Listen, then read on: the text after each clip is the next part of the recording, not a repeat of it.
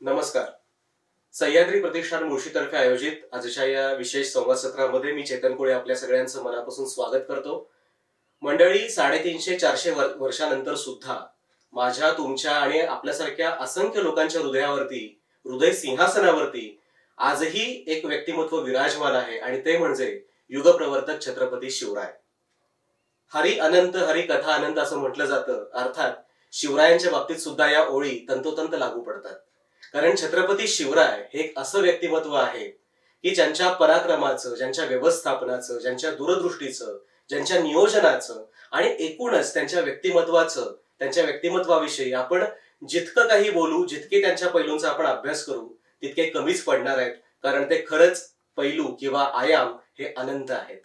आज आपण मर्यादित वेळेमध्ये या अशा अनंत आणि अनेक पैलूंपैकी काही पैलूंचा वेध घेण्याचा प्रयत्न करणार आहोत आणि त्यासाठीच शिवरायांच्या चरित्राचे आणि एकूणच इतिहासाचे अभ्यासक असणारे डॉक्टर गणेश राऊत सर आपल्या सोबत आहेत. राऊत सर, मी सगळ्यात पहिल्यांदा आपलं मनापासून स्वागत करतो. आपण सह्याद्री प्रतिष्ठान मुळशीच्या या मंचावरती आलात आणि आज आपण शिवरायांचे काही माहीत नसलेले म्हणूया किंवा काही अनुषंगाने ज्यांच्याविषयी आजवर कमी चर्चा झाली असे पैलू उलगडण्याचा प्रयत्न करणार आहोत. राऊत सरांची अगदी थोडक्यात ओळख करून द्यायची म्हणजे ते इतिहासाचे प्राध्यापक आहेत, ते उत्तम वक्ते आहेत, उत्तम लेखक आहेत. त्यांनी लिहिलेलं शिवचरित्र प्रत्येक घरामध्ये असलं पाहिजे असं मला स्वतःला वैयक्तिक वाटतं. आणि या व्यतिरिक्त हेरिटेज वॉक सारख्या अनेक अभिनव संकल्पनांच्या माध्यमातून ते वेगवेगळ्या इतिहासाच्या विस्मृतीत गेलेल्या वस्तू असतील, वास्तू असतील, काही व्यक्तिमत्व असतील, त्यांना उजाळा देण्याचंही काम करत असतात. राऊत सर, शिवजयंती आहे आणि अर्थातच शिवजयंती म्हटल्यावर अमाप उत्साह सगळ्यांच्या मनामध्ये संचारतो. पण आम्ही सह्याद्री प्रतिष्ठानच्या माध्यमातून कायम असा एक प्रयत्न करत असतो की विचारपूर्वक आपण शिवजयंती कशी साजरी करू शकतो याचा एक वेगळा प्रयत्न आम्ही करत असतो. त्याचाच आपला आजचा भाग आहे. तर मला एक विचारायला आवडेल, आपण इतिहासाचे प्राध्यापक आहात, शिवचरित्राचे अभ्यासक आहात, मुळामध्ये शिवचरित्राच्या आणि एकूणच इतिहासाच्या अभ्यासाकडे आपण कसे वळलात? सर्वप्रथम तुम्ही मला इथे जे बोलवलं त्याबद्दल मनपूर्वक धन्यवाद. आणि इथे येण्याचं दुसरं एक कारण असं की ज्यांच्या नावामध्येच सह्याद्री आहे आणि ज्या माणसानं आयुष्यातला पहिला श्वास सह्याद्रीच्याच माथ्यावरती घेतला आणि आयुष्यातला अखेरचा श्वासही सह्याद्रीमध्येच घेतला, अशा माणसाचं कृतज्ञ स्मरण 2030 मध्ये ज्यांच्या जन्माला 400 वर्ष पूर्ण होणार आहेत अशा व्यक्तीचं स्मरण करण्यासाठी आज आपण इथं जमलेलो आहोत. आणि तुम्ही म्हणालात तसं की आचार्य प्र. के. अत्रेंनी असं म्हटलंय, महाराष्ट्राला इतिहास आहे, अन्य राज्यांना भूगोल आहे. जे लोक या महाराष्ट्रामध्ये जन्माला येतात ना, तर ते जणू काही एक इतिहासाचं पार्श्वभूमी घेऊनच जन्माला येतात. त्यातूनही माझं सगळं बालपण या पुण्यामध्ये गेलं आणि पुणेरी माणसाला असणारा जो एक अभिमान असतो, तो त्याचा भाग असतो किंवा नसो, तो पुण्याचा एक ओझा घेऊन तो जगभर वावरत असतोच. पुण्याचं आणि महाराजांचंही वेगळंच नातं आहे की ज्या लाल महालामध्ये महाराज राहिले त्या लाल महालामध्येच त्यांच्या आयुष्याची भावी इमारत तयार होत होती. मला तुम्हाला सांगायला खूप मुद्दा असा आवडेल की लाल महालामध्ये मातोश्री जिजाऊ साहेबांनी जे मातीचे किल्ले करून घेतले आणि छत्रपती शिवरायांना त्या गिरीशिखरांचं दर्शन घडवलं, त्याची कृतज्ञता म्हणून अख्ख्या भारतामध्ये दिवाळीला आजही आपण किल्ले तयार करतो. ही प्रथा एकमेव महाराष्ट्रामध्ये आहे. तर अशा सगळ्या पुण्यामध्ये जडणघडण होत असताना मला लहानपणी शाळेमध्ये गोरे नावाचे शिक्षक होते. ते अप्रतिम इतिहासातल्या कथा सांगायचे आणि असं वाटायचं की ती कथा संपूच नाही.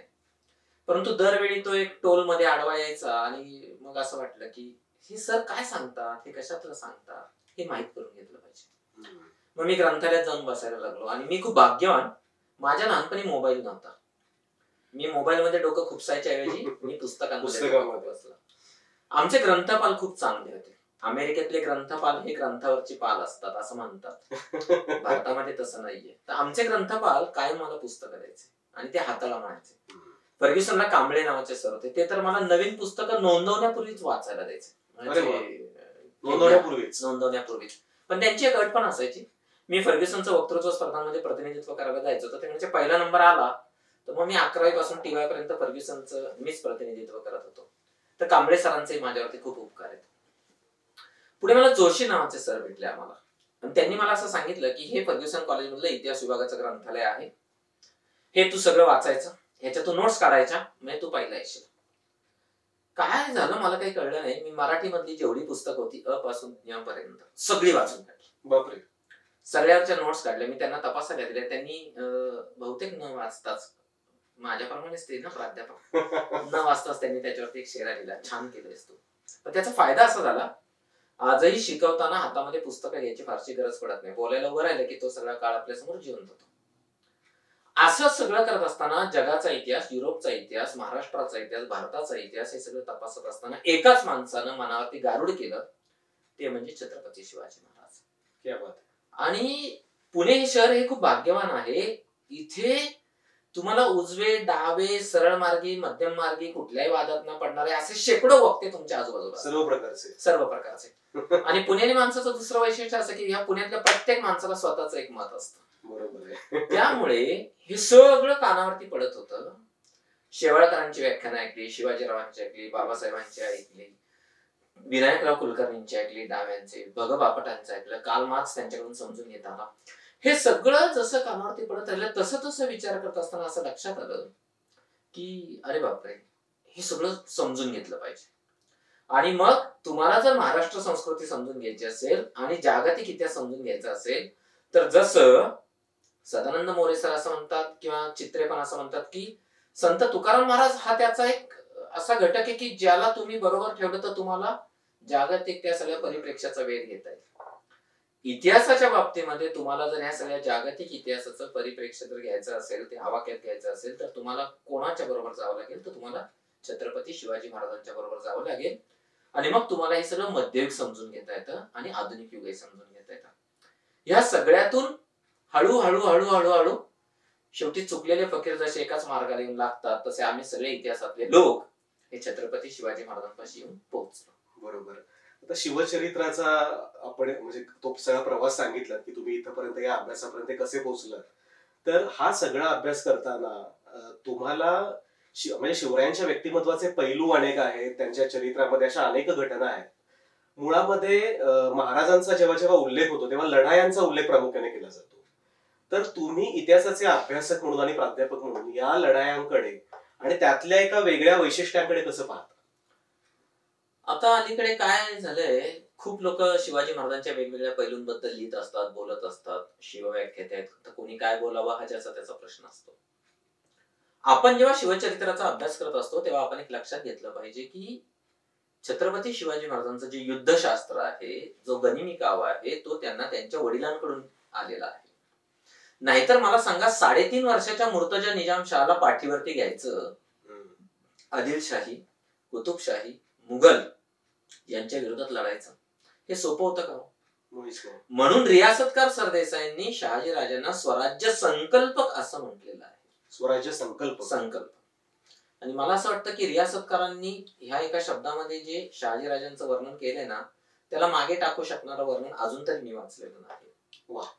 आणि पुढची पिढी नेहमीच मागच्या पिढीच्या खांद्यावरती उभी असते. तर मलिक अंबर असेल, मलिक अंबरच्या बरोबर ते शहाजीराजे होते, भातवडीच्या लढाईमध्ये त्यांनी प्रचंड पराक्रम गाजवला. आणि मग त्यांच्या असं लक्षात आलं की हे सगळं कोण लढतंय, कोण आपले प्राणार्पण करतंय, तर मरता तव हटता इति मराहट्टा. म्हणजे मध्ययुगामध्ये मराठ्यांच्या अंगातल्या रक्ताचा रंग आणि त्यांच्या अंगातलं पाणी ओळखायचं जर पहिलं काम कोणी केलं असेल ना, तर ते शहाजीराजांनी केलं. आणि मग त्यांनी आपल्या 12 वर्षाच्या मुलाबरोबर अष्टप्रधान मंडळ पाठवले. आता हे लक्षात घ्या, आपल्याला वाटतं 1674 अष्टप्रधान मंडळ आलं, प्रत्यक्षात ते तसं नाहीये. काय वडिलांची दूरदृष्टी असेल. म्हणजे मातोश्री जिजाऊ साहेबांनी हट्ट धरावा की आम्ही पुण्याला जातो, तुमची त्या जहागिरीमध्ये जातो आणि ह्या मुलाबरोबर अष्टप्रधान मंडळ पाठवा 12 वर्षाच्या. म्हणजे वडिलांना काय कॉन्फिडन्स असेल या मुलामध्ये की हा मुलगा आज ना उद्या चक्रवर्ती सम्राट होणार आहे. त्या मातोश्रींनी काय त्याग केलाय.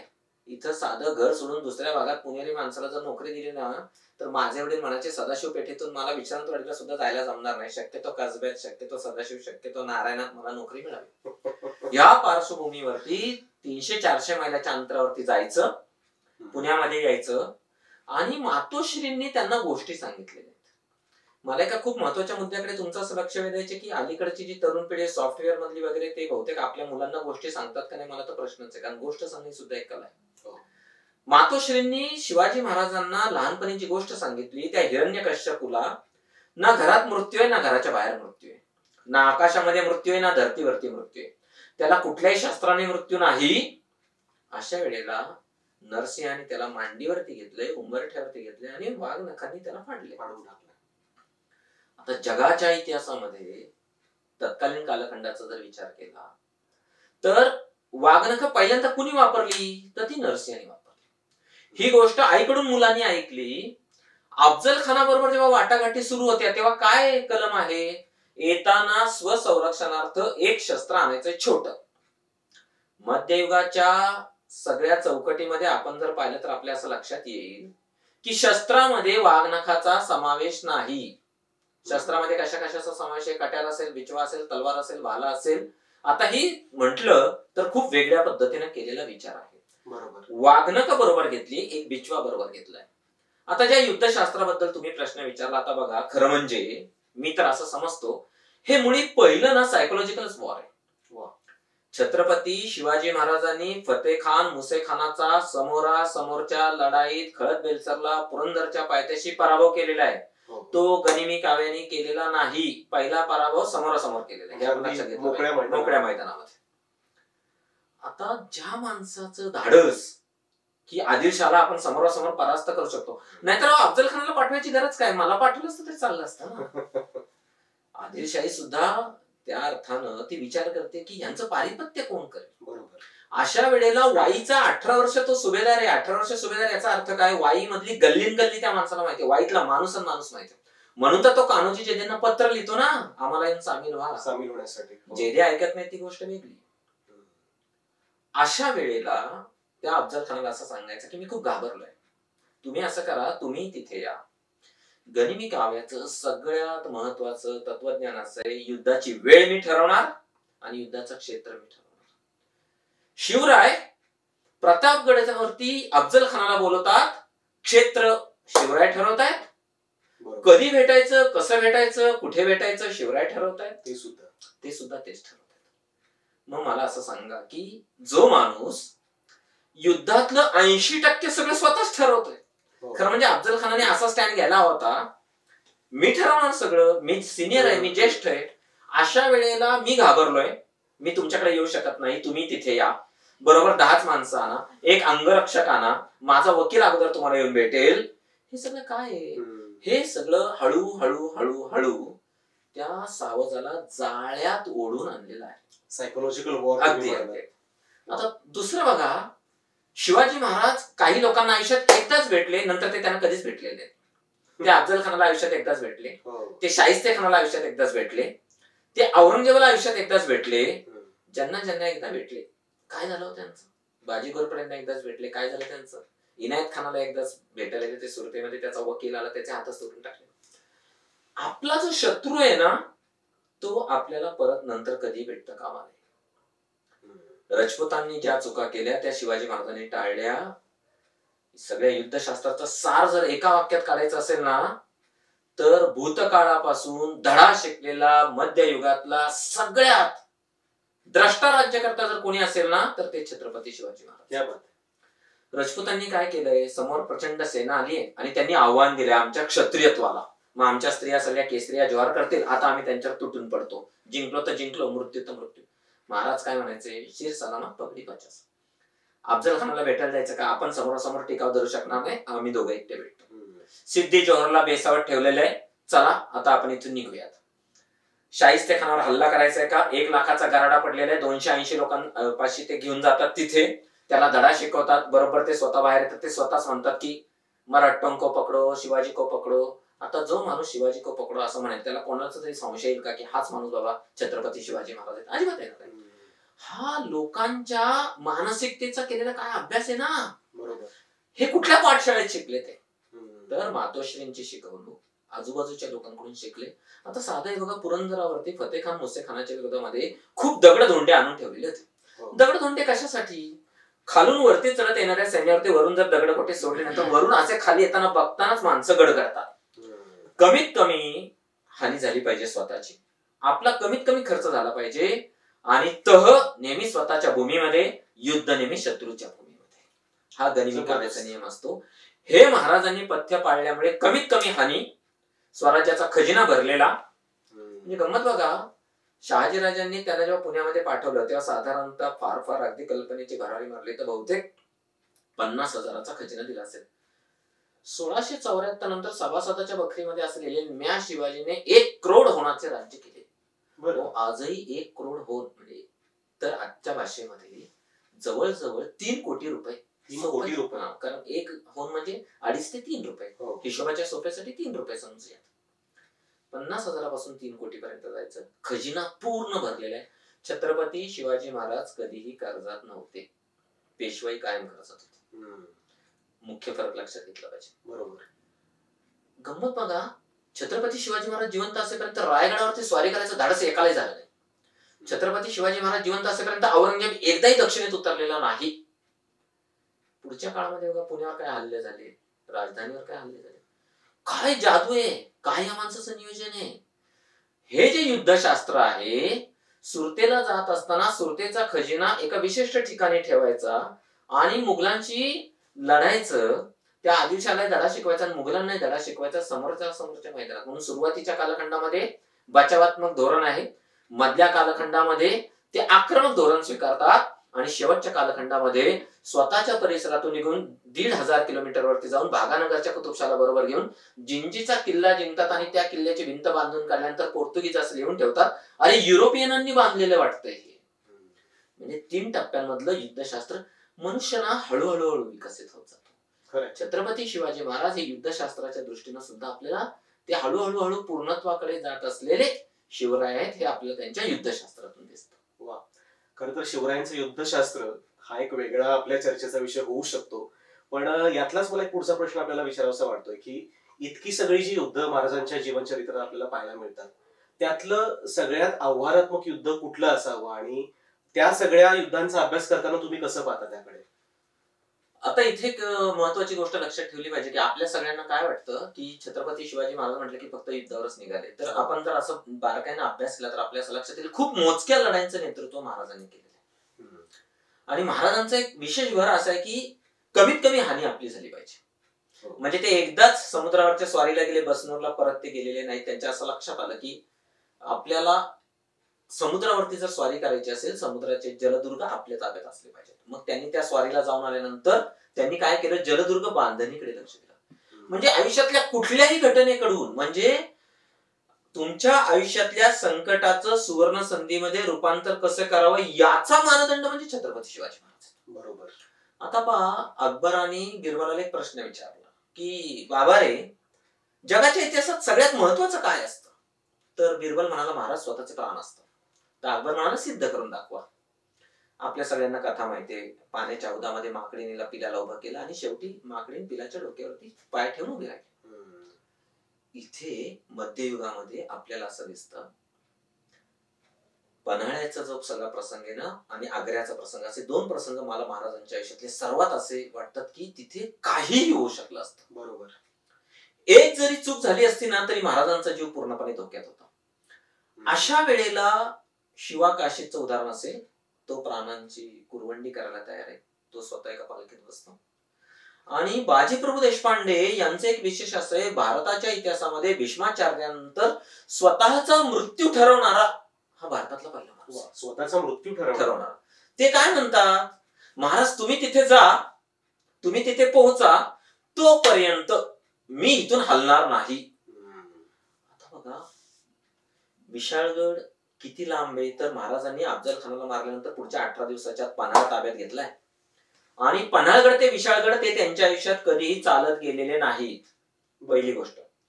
दुसरी गोष्ट, रात्री पन्हाळा उतरून विशाळगडावर चालत जायचं काम ना कधी बाजीप्रभू देशपांडेंनी केले ना शिवाजी महाराजांनी केले. ते आयुष्यात एकदाच धाडस करायला निघालेले आहेत. किती तास लागणार आहेत माहित नाहीये, खाण्यापिण्याची काय सोय आहे माहित नाहीये, शत्रूची प्रचंड सेना आली तर काय होणार आहे माहित नाहीये. अशा वेळेला बाजीप्रभूला जेव्हा महाराज असं म्हणतात नाही नाही आपण सगळे लढूया, तेव्हा तो असं म्हणतो, महाराज लाख मेले तरी चालतील, लाखांचा पोशिंदा न मरो, महाराज ऐन तारुण्यात आहे, बाजीप्रभू साधारण 50च्या घरात आहेत. अशा वेळेला ही माणसं काय धाडस आहे.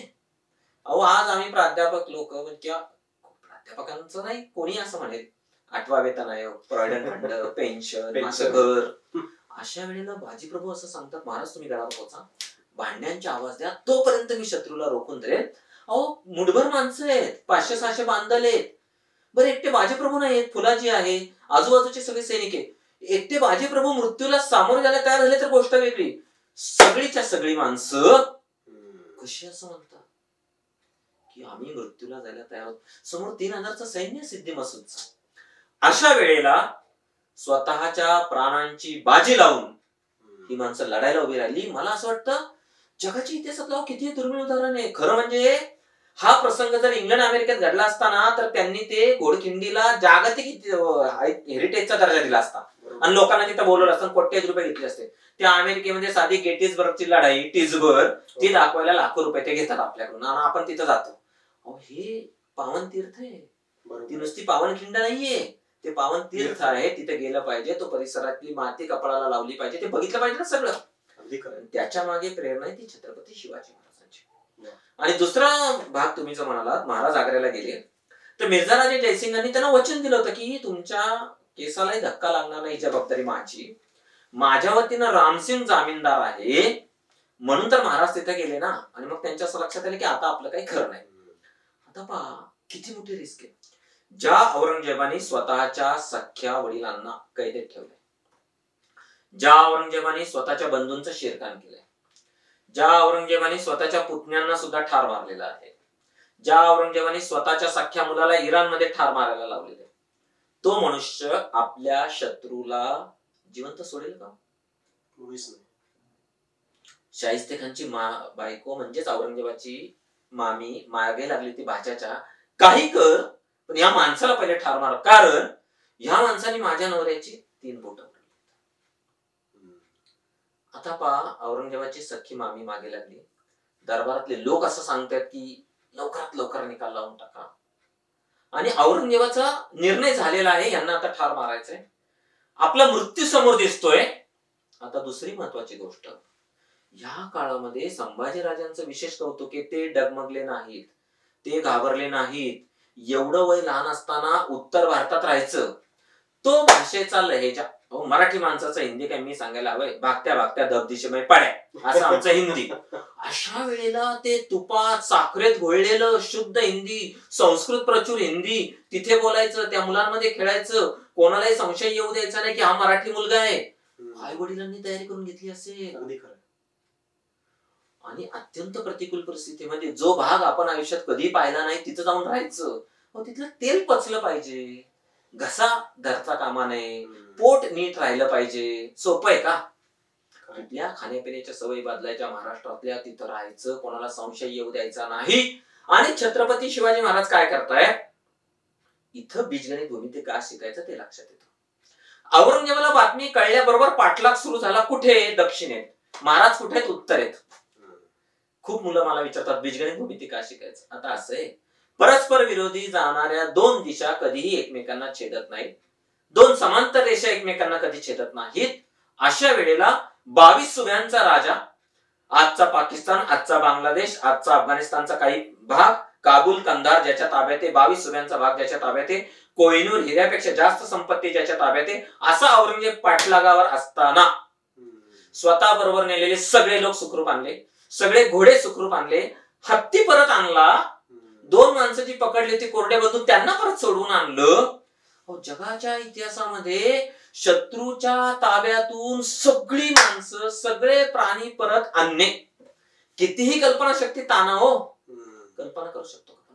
औरंगजेबाच्या ताब्यात. आणि औरंगजेबाला मरेपर्यंत या गोष्टीचा पश्चाताप झाला. आपल्या ताब्यातून छत्रपती शिवाजी महाराज सुटले. युद्धाच्या कथा ऐकायला खूप मज्जा वाटते. ते जे घोडे बरोबर नेले होते ना, त्या घोड्याच्या छातीत जर कफ झाला ना तर त्या घोड्याला साजूक तूप द्यावं लागतं, उत्तम चंदी द्यावी लागते. घोडे रात्री जर दमले ना, त्यांच्या घोड्याच्या पायाचं मालिश करावं लागतं, त्यांना उत्तम दर्जाचा हरभरा खायला द्यावा लागतो. जे रोग घोड्याला होतात तेच वरती बसणाऱ्या त्या मालकाला होतात. म्हणजे घोड्यांना स्वच्छ पाणी प्यायला द्यावं लागतं, त्यांचा खरारा करावा लागतो, त्यांची काळजी घ्यावी लागते. एक घोडा रोज जेवढं खाणार, त्या घोड्याला 4 पाय, 4 पायाला 4 नाला, 4 नालांना 16 खिळे. म्हणजे खिळा जर सुटला, नाल निसटली तर घोडा अवघड अडचणीत येणार. बरोबर नेलेली माणसं रोज ती 2दा जेवणार, पानिपतावर समजा 1 लाख सैन्य गेले, 1 लाख सैन्य गेले याचा अर्थ रोज ते 4 भाकरी खातात म्हणजे 4 लाख भाकऱ्या पाहिजेत. 1 लाख घोडे म्हणजे 4 लाख पाय, 4 लाख पाय म्हणजे जवळजवळ 16 लाख नाला पाहिजेत. 16 लाख नाला म्हणजे 64 लाख खिळे पाहिजेत. म्हणजे किती झालं लोखंड. हे लोक वर्षभर जाणार, वर्षभराने परत येणार, म्हणजे 2 वर्ष ते रोज 4 लिटर पाणी पिणार आहेत. म्हणजे 4 लाख लिटर रोज पाणी पाहिजे. कुठून आणायचं? म्हणजे ज्वारीचा पुरवठा पाहिजे, पाण्याचा पुरवठा पाहिजे, घोडे उत्तम पाहिजे, तुमचं स्वास्थ्य नीट राहिलं पाहिजे. मराठी माणसाला दिल्लीत थंडी वाजता कामा नये. दिल्लीची थंडी आपल्याला आजही सहन होत नाही. अशा वेळेला आग्र्याला राहायचं, आजारी पडल्याचं नाटक करायचं, पण आजारी पडायचं नाहीये आणि डोकं पूर्ण शांत ठेवून. आणि दुसरं एक लक्षात घेतलं पाहिजे, शिवाजी महाराजांना त्यांच्या आयुष्यात एवढा एकांत नंतर कधी मिळाला नाही, ना त्यापूर्वी मिळाला होता ना त्यानंतर मिळाला होता. म्हणून तर दक्षिण दिग्विजयाचं कदाचित बीज त्यांच्या मनात पडलं असेल. दिल्लीचा तो सगळा आग्र्याचा थाट पाहिल्यानंतर त्यांच्या असं लक्षात आलं की अरे हा, आपल्याला असं करता येईल. औरंगजेबाचे कच्चे दुवे हेरले असतील. तर मला असं वाटतं की असे ज्या सगळ्या अलक्षित गोष्टी, मी दुर्लक्षित शब्द वापरला नाही, अपरिचित शब्दही वापरला नाही, मी असा शब्द वापरला की अलक्षित गोष्टी ज्या आहेत त्या जर आपण बारकाईने त्या युद्धशास्त्रातून बघायला लागलो तर मग आपल्या असं लक्षात येतं, मध्ययुगामधल्या ह्या सगळ्या युद्ध व्यवस्थापन आणि युद्धाच्या मागचं व्यवस्थापन, तर पडद्यामागे ज्या सगळ्या घडामोडी घडत असतात ते सगळं बघणं, ते अनुभवणं. आणि ते मला सांगा, एक माणूस फितूर होत नाही हो. आग्र्याला जर एखादा जाऊन औरंगजेबाला म्हणाला असता असं असं चाललंय बरं का, तर तो कोण बनेगा करोडपती मधला हा पहिला करोडपती झाला असता. एकही माणूस फितूर. ती माणसं त्यांच्या जागेवर झोपून राहतात. सोपं आहे का? स्वतःला मृत्यूच्या त्या मगरमिठीमध्ये सोडायचं. आणि महाराज हे किती भारी, तर बाजीप्रभू बरोबर लढलेल्या सगळ्या माणसांची काळजी त्यांनी घेतली, स्वतः बरोबर गेलेल्या सगळ्या माणसांची काळजी घेतली, रायबाचं लग्न लावून दिले, प्रतापराव गुजरांच्या कन्याचं लग्न लावून दिले, कोणालाही त्यांनी सोडलेलं नाही. राजा असावा तर असा. आणि अशाच लोकांसाठी जीव द्यायला माणसं तयार होतात जो तुमच्यासाठी जीव द्यायला तयार आहे. मला हाच धागा पकडून तुम्हाला विचारायचं आहे की इतिहासामध्ये आपण जर लढाया बघितल्या, युद्ध बघितली, तर प्रामुख्याने माणसं स्वतःचं अस्तित्व टिकवण्यासाठी लढत असतात. पण इथे ते टिकवत असताना माणसं मरायला सुद्धा सज्ज झाले. म्हणजे बाजीप्रभू देशपांडेंचं उदाहरण आहे, तानाजी मालुसरेंचं उदाहरण आहे.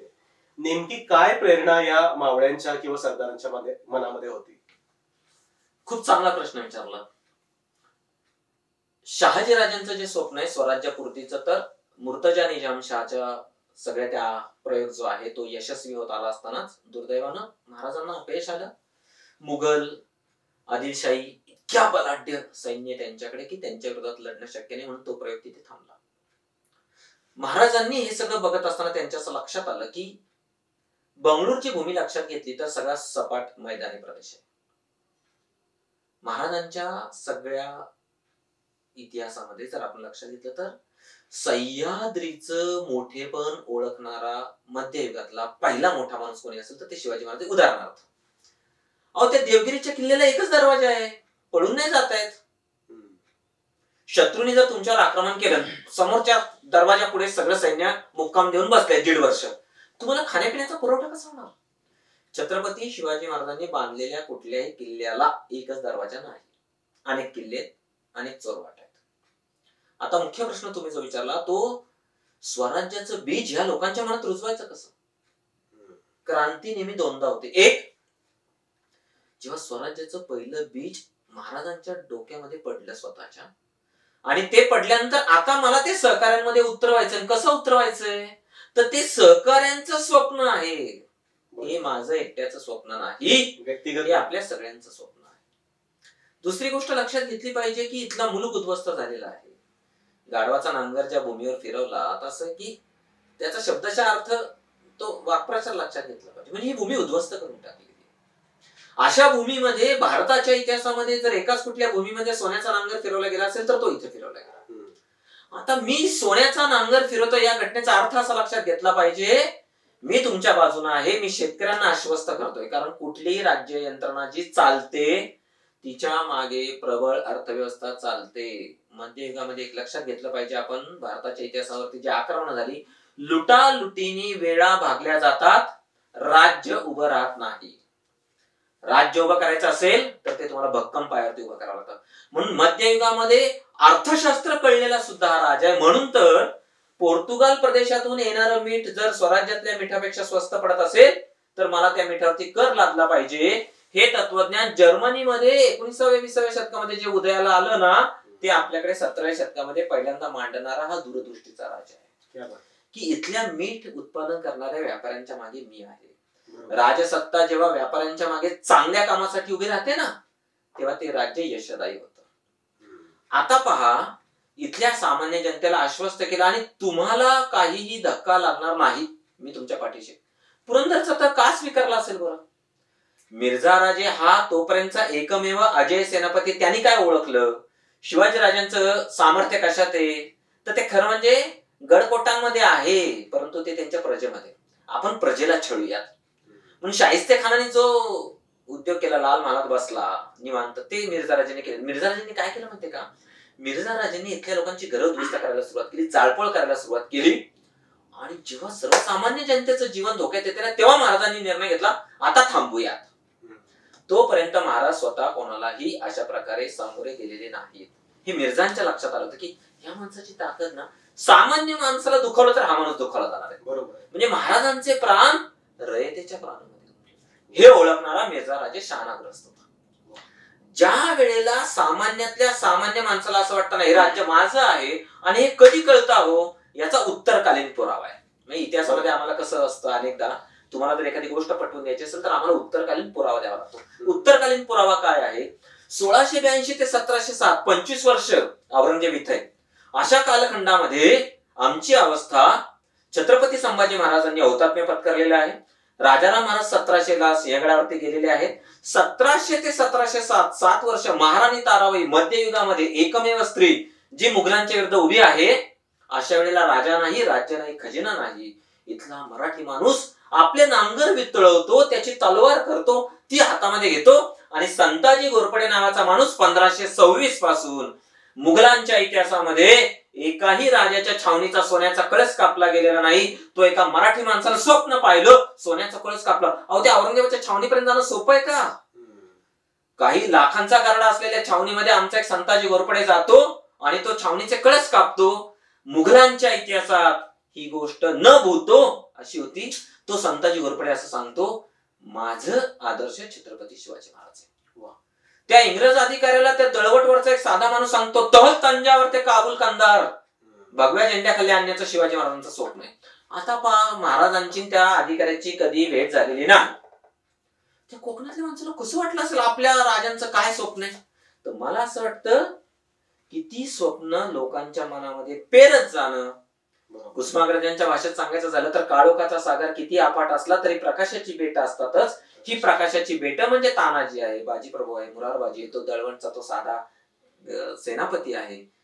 असे सगळे लोक आहेत ना. मग सामान्य लोक ठरवतात हा आमचा राजा आहे म्हणून. तो जनतेच्या स्वातंत्र्याच्या आकांक्षेचा प्रतिनिधी आहे. लक्षात घ्या, 400 वर्ष ही भूमी जेव्हा पारतंत्र्यामध्ये पिचलेली आहे ना, त्या स्वातंत्र्याची आकांक्षा साधं आहे. काळो किती असू द्या हो, मिनमिनता दिवा जरी असला ना, तो ज्योतीला विझवू शकत नाही. ही स्वातंत्र्याची आकांक्षा 1630 ला शिवनेरीवरती जन्माला आली ना, ती विझवायचं सामर्थ्य इथं कोणामध्ये नव्हतं. अगदी खरं आहे. म्हणजे माणसं मरायला सिद्ध झाली, माणसं स्वतःच्या घरादारावर तुळशीपत्र ठेवायला सिद्ध झाली. त्याचं कारण मला वाटतं रयतेचं राज्य ही संकल्पना आणि स्वप्न ती स्वतः जगत होती. आणि मुळामध्ये आपण आता लोककल्याणकारी राज्याची गोष्ट करतो. आता आपल्याला स्वातंत्र्याचा आपण अमृत महोत्सव वगैरे साजरा करतोय.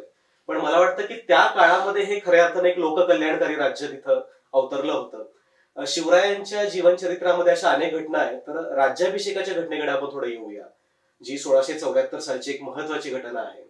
तर त्या घटनेचं भारताच्या आणि महाराष्ट्राच्या इतिहासातलं महत्व तुम्हाला काय वाटतं? आता असं आहे की नुकतंच आमचे मित्र अनिल पवार यांनी शिवराज्याभिषेकावरचा एक अप्रतिम ग्रंथ केलेला आहे. मला त्यांना त्यासाठी विशेष धन्यवाद असे द्यावेसे वाटतात की तोपर्यंत आम्हा इतिहासकारांच्या डोक्यात कसं आलं नाही की असा राज्याभिषेकावरचा आपण एक ग्रंथ काढला पाहिजे. त्याला मोरे सरांनी एक अप्रतिम प्रस्तावना दिलेली आहे. आणि मला हे सांगायला आवडेल की तुम्ही त्याचे सहाय्यक संपादक आहात. हा तुमच्या मनाचा मोठेपणा. आता मी असं सांगितलं पाहिजे की तुम्ही त्याचे समन्वयक संपादक आहात. आपण सगळेच आणि त्याचं भाग्य आपल्याला मिळालं. अगदी बरोबर. म्हणजे कधी कधी असं वाटतं की जन्माला येऊन केलं काय, तर आपण राज्याभिषेक ग्रंथाचा एक भाग झालो, हे आपल्या आयुष्यातलं एक चांगलं काम आहे. आता राज्याभिषेक या कृतीचा अर्थ पण लक्षात घेतला पाहिजे. गागाभट्ट येऊन सांगतायत की या पुरुषांनी आपल्या डोक्यावरती छत्र चामर धरली पाहिजे.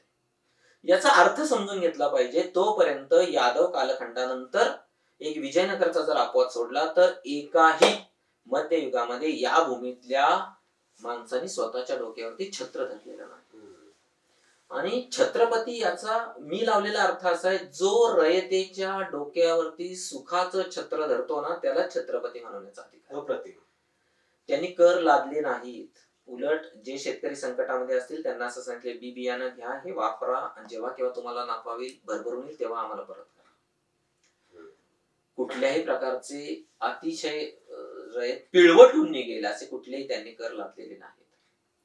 अशा वेळेला मध्ययुगामध्ये एक उज्ज्वल परंपरा जी या देशामध्ये आलेली होती की तो राजा राज्याभिषेक करून घ्यायचा स्वतःला, आणि राज्याभिषेकानंतर तर हर्षाचं उदाहरण आपल्याला माहिती आहे, तो सगळा खजिना दान करून टाकत होता.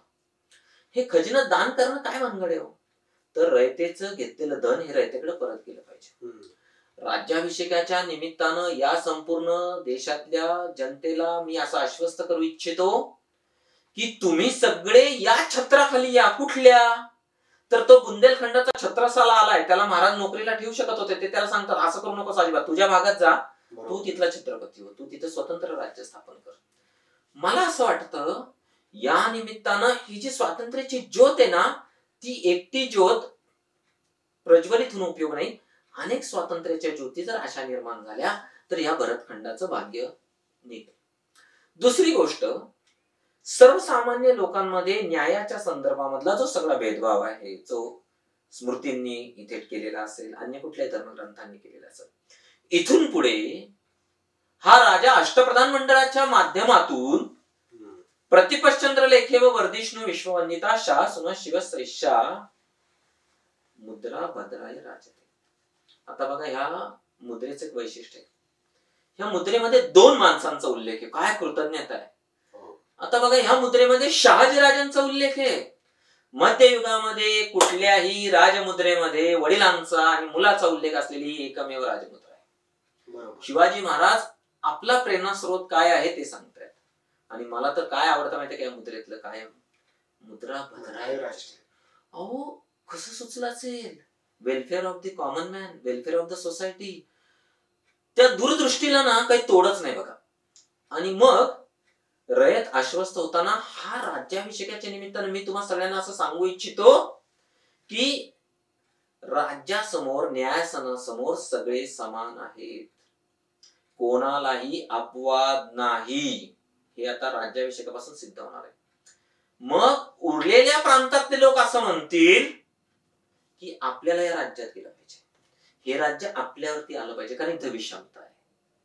अशा सर्व प्रकारच्या विषमता बाजूला सारून मृत्यूसाठी खांद्याला खांदा लावणारे, एक नवीन राज्याच्या स्थापनेला सगळे एकत्र येणारे, असं जर काही या भारतामध्ये पहिल्यांदा मध्ययुगामध्ये ज्याचा उद्घोष झाला असेल, ती घटना म्हणजे 1674 रायगडावरती झालेला राज्याभिषेक आहे. ती क्रांतिकारी घटना आहे. त्या क्रांतिकारी घटना घडून येण्यामागे मी मागासपासून जे बोलतोय तो सगळा प्रवाह तिथे आहे. ती एक अभूतपूर्व घटना आहे. अगदीच. इतिहासाचा अभ्यास करताना आपण प्रामुख्यानं म्हणजे असं म्हटलं जातं की पुरावा, संदर्भ असल्याशिवाय इतिहासाची मांडणी केली जाऊ नये.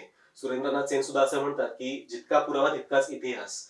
पण अलीकडे आपण असं पाहतोय की चित्रपट असतील, मनोरंजनाची वेगवेगळी साधनं असतील, अगदी कादंबऱ्या, कथा असतील, तर या माध्यमातून सुद्धा कुठेतरी तरुण पिढी त्याकडे आकर्षित होते. तर या मुलाखतीच्या शेवटी मला आपल्याला असं विचारायचं आहे की इतिहासाकडे पाहण्याची निखळ दृष्टी आपण कशी आत्मसात केली पाहिजे. एक गोष्ट आपण इथे लक्षात घेतली पाहिजे की भारतासारख्या खंडप्राय देशाचा आपण जेव्हा विचार करतो ना, तेव्हा आजही इथलं साक्षरतेचं प्रमाण आपण लक्षात घेतलं पाहिजे. त्यामुळे नो डॉक्युमेंट नो हिस्ट्री असं जे रानकेनी म्हटलंय ते इतिहासाच्या अभ्यासकांपुरतं ठीक आहे. तुम्ही, मी, माझ्यासारखी माणसं वाचू शकतात, ते त्याचा अर्थ लावू शकतात. या देशातली खूप मोठी जनता जर आजही त्या ऐतिहासिक ग्रंथांपासून दूर असेल, त्या संस्कृत पासून दूर असेल, या सगळ्या वाङ्मयापासून दूर असेल, तर अशा वेळी त्या जनतेपर्यंत पोहोचण्याचे मार्ग म्हणजे पोवाडे, कथा, लोककथा, चित्रपट आणि नाटक, आणि अलीकडे वेब सिरीज वगैरे. वेब सिरीज, अगदी बरोबर. तर अशा वेळेला चित्रपट तयार करणाऱ्या लोकांवर सुद्धा एक खूप महत्वाची जबाबदारी अशी आहे की आपण जो इतिहास दाखवतो त्या इतिहासाला आपण प्रामाणिक असलं पाहिजे. इतिहासातला नायक म्हणजे सिंघम नाहीये, त्यांनी एक पाय असा जोरात आपटला की समोर शत्रूचा रणगाडा हवेत उडाला.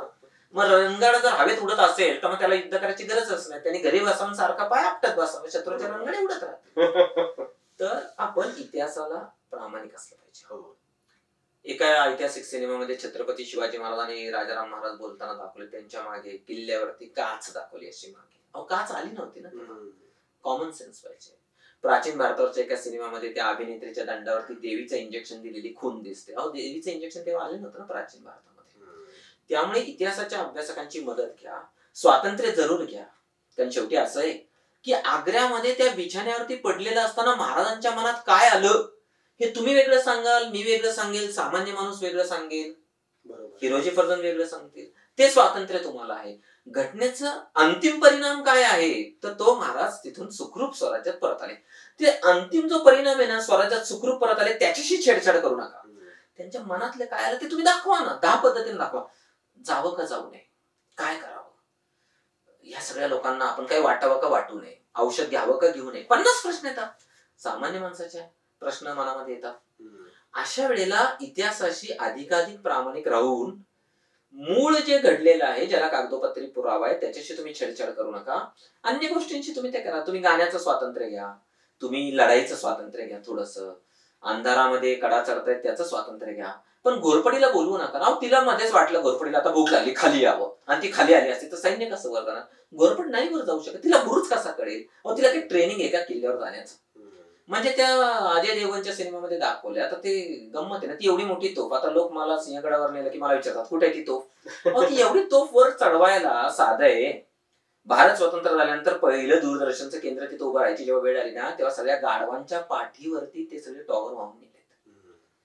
आता भारत स्वतंत्र झाल्यानंतर सुद्धा सिंहगडावरती टॉवर भरायचं असेल तर गाढवांशिवाय दुसरी वाहतुकीची यंत्र नव्हती. तोफ कशी नेणार वरती? काहीतरी कॉमन सेन्स. मधमाशा सोडलेल्या दाखवल्या. मधमाशांना कसं कळतं शत्रूला चावावं फक्त, आपल्या सैन्याला चावू नये असं नसतं. तर आपण इतिहासाशी प्रामाणिक राहावं, आपण त्या व्यक्तिरेखांशी प्रामाणिक राहावं. तो जो काळ आहे ना त्याची चौकट लक्षात घ्यावी. तो मध्ययुगाचा काळ आहे. भाग मिल्खा भाग सिनेमामध्ये तुम्ही जर मोबाईल टॉवर दाखवत असाल तर मिल्खा सिंगच्या काळामध्ये टॉवर नव्हता ना. बरोबर. म्हणजे छत्रपती शिवाजी महाराजांच्या काळखंडातले ते सिनेमे दाखवत असताना काळाची चौकट, इतिहासाशी अधिकाधिक प्रामाणिक राहणं. आणि काय संदेश द्यायचा आहे हो, तर छत्रपती शिवाजी महाराजांना असं सांगायचं की बाबांनो, बाकी सर्व गोष्टी सोडून गेल्या तरी चालतील, स्वातंत्र्याची आकांक्षा कधी मरू देऊ नका. हा त्यांच्या जीवनाचा सार आहे ना, ते मांडलं म्हणजे झालं. अगदी खरं. स्वातंत्र्याची आकांक्षा कधीही विजू देऊ नका किंवा सोडू नका, हाच मला वाटतं आपल्या आजच्या मुलाखतीचं पण सार आहे. आणि डॉक्टर राऊत सर, तुम्ही आज इथे आलात आणि शिवचरित्राचे अनेक पैलू खरं तर आहेत. आपल्याला आणखी अशा मुलाखती कराव्या लागतील, आणखी याच्यावर लिहावं लागेल, याच्यावर उहापोह करावं लागेल. पण आजच्या या उपलब्ध वेळेमध्ये तुम्ही आज इथे येऊन शिवचरित्राचे असे अनेक अलक्षित पैलू त्यांच्यावर प्रकाश टाकण्याचं महत्वाचं काम केलं. मी सह्याद्री प्रतिष्ठान मुळशीच्या वतीने आपले मनापासून आभार मानतो आणि सर्व दर्शकांना सुद्धा हे आवाहन करतो की इथून पुढे आपण इतिहासाचा अभ्यास करताना संदर्भ साधनं, पुरावे आणि वस्तुनिष्ठ जी काही साधनं आहेत त्यांचा जास्तीत जास्त अवलंब करूया आणि या इतिहासातून स्वातंत्र्याची आकांक्षा अधिकाधिक कशी फुलत जाईल याचाही विचार करूया. धन्यवाद. धन्यवाद.